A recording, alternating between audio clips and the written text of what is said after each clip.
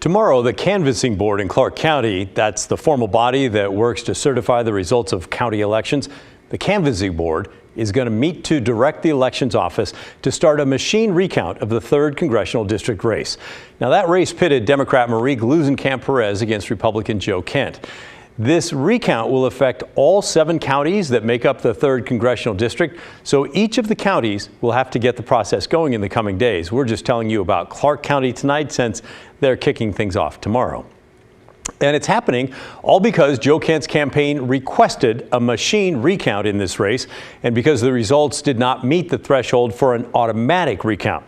Now, Kent's team has to pay for it, by the way, and it's going to cost almost $50,000. We are going to get into the nitty-gritty of what exactly a machine recount is, so if you like that kind of stuff, you're going to love this. And a machine recount is not necessarily what you think. That title brings a specific way that they do it. You might be imagining machines counting every single ballot over again. Well, that's not quite right. What they do is review all of the undervotes that are cast. What's that, you say? You don't know what an undervote is? Don't worry about it. I didn't either. But it is important to know now. An undervote is when a voter does not make any choice in a specific race.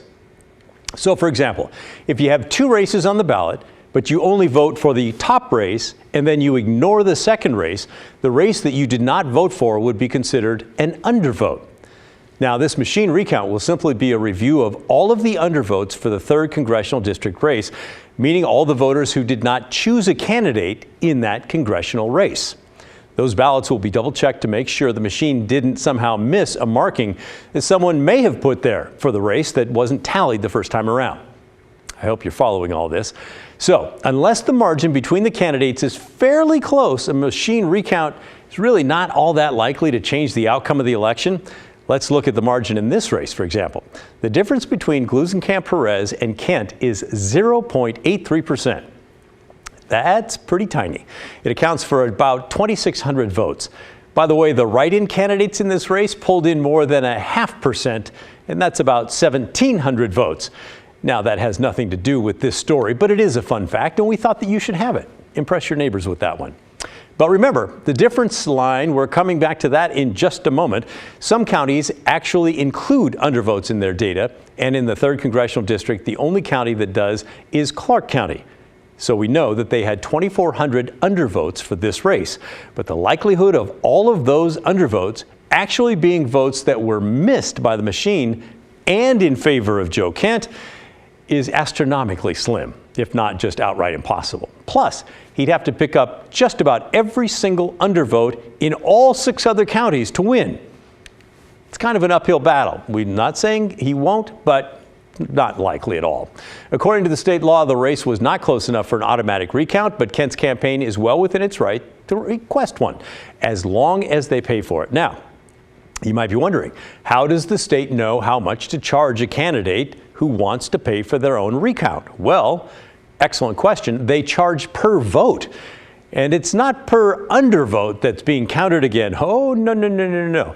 They charge for every vote that was cast in that election.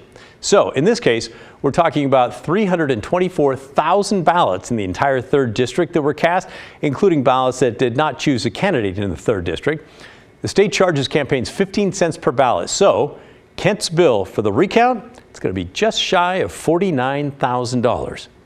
Now, to be clear, Joe Kent and his team were adamant throughout their campaign that they would support an audit of this race after its completion, win or lose. They also told us several times they would accept the result of the election, win or lose. And as we explained, requesting this recount is perfectly legal, and maybe that's the audit that they were talking about. But let's be honest, this is definitely a last-ditch effort, and it's likely a last-ditch effort that's going to fail. And that's not an opinion of mine. That's what history has told us. In 125 recounts of the general election results in the state of Washington between 2007 and 2021, the outcome of a race has changed just 3 times. And there's a caveat to that. In those 3 races, the outcome did change. Those races were all municipal elections where the margin between the candidate was 3 votes or less. Not 2,600 like the margin that Kent faces against Gluesenkamp Perez, But nonetheless, we will be watching, and as soon as the machine recount results come in for the entire 3rd Congressional District, we will bring you those final numbers.